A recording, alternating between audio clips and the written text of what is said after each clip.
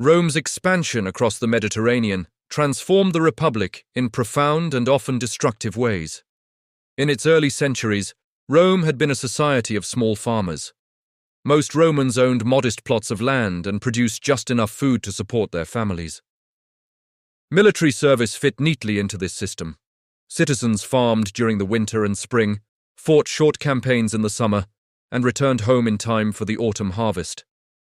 This balance sustained Rome as it expanded within Italy, but it could not survive Rome's rise to Mediterranean empire. As Rome conquered distant territories in Spain, Greece, and North Africa, victory brought extraordinary wealth into Italy.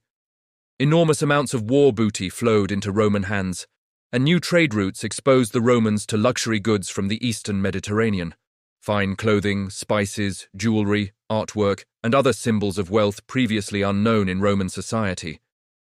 This influx of riches fundamentally altered Roman values, encouraging conspicuous consumption and sharp social inequality. While the elite prospered, small farmers faced growing hardship. Long overseas wars kept citizen soldiers away from their land for years at a time. Without their owners to maintain them, farms fell into debt, crops failed, and many families were forced to sell their property. Wealthy Romans eagerly purchased this land, consolidating it into vast estates known as latifundia. These estates focused on cash crops such as wine and olive oil, and relied on slave labor, slaves captured during Rome's wars of conquest. The owners treated the latifundia as investments rather than homes, visiting only occasionally and abandoning the traditional ideal of the independent farmer. Dispossessed farmers poured into Rome and other cities searching for work. After 200 BCE, urban populations exploded, but job opportunities were limited. Slaves performed most manual labor, leaving large numbers of Roman citizens unemployed. Many survived through begging, charity, or crime, and social tensions intensified. Rome was no longer a community of roughly equal citizens, but a city sharply divided between wealth and poverty. A small group of Romans benefited enormously from these changes.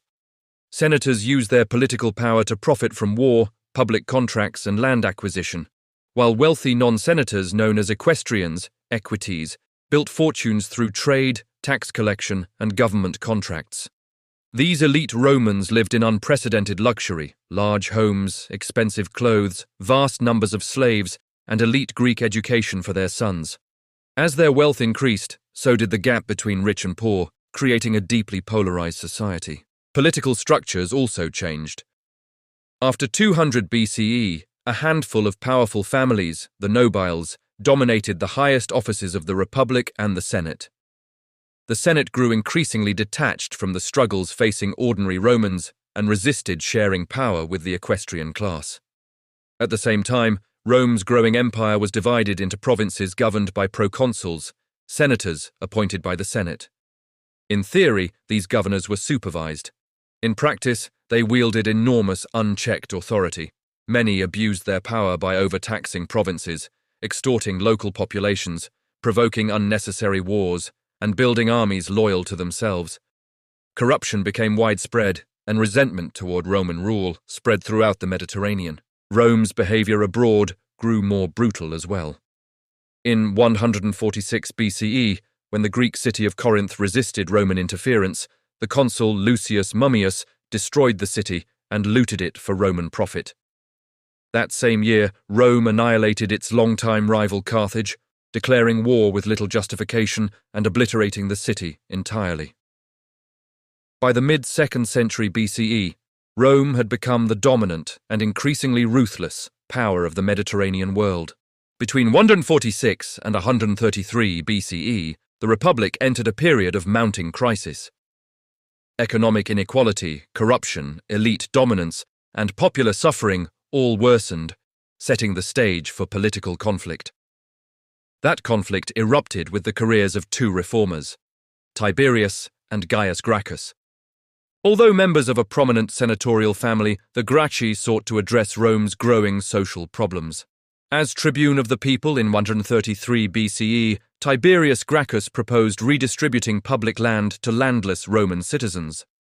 While this policy had precedent, much of the public land was now controlled by senators who resisted reform.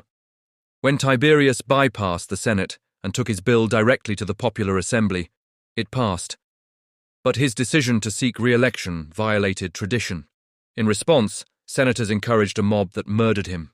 A decade later, Gaius Gracchus continued his brother's efforts. As tribune from 123 to 121 BCE, he pushed land reforms, grain subsidies for the poor, and new political rights for the equestrian class. Some measures succeeded, but once his term ended, the Senate repealed the reforms. When unrest followed, the Senate branded Gaius a traitor and authorized military force against him. He and many of his supporters were killed. The Senate's use of violence to suppress reform marked a turning point in Roman history. Political disputes were no longer settled through tradition and compromise but through force. The army became an instrument of domestic power struggles, and the norms of the Republic began to erode. The precedent set during the crisis of the Gracchi would lead to civil wars, dictatorships, and ultimately the collapse of the Roman Republic itself.